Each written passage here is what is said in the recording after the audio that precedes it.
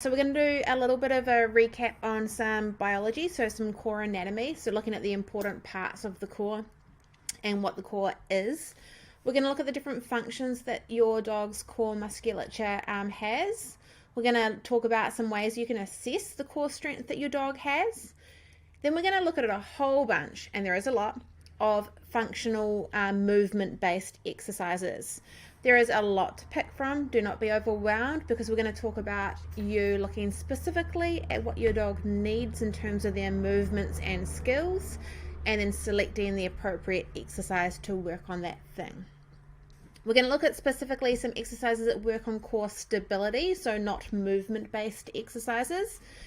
And then we're going to look at mobility, because you need to have strength, but you also need to have flexibility and an ability to move the body and use that strength, which is mobility. We're looking at the core of your dog and of us.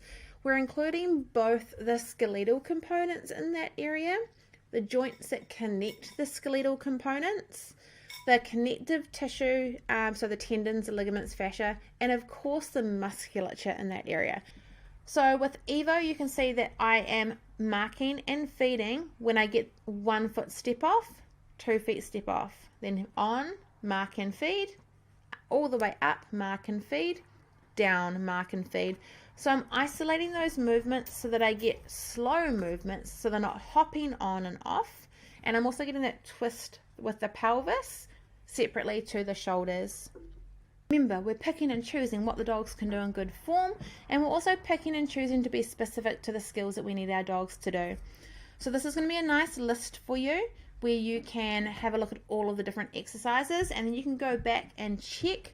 Remember, you'll have a copy of the slides, how to teach these specific exercises.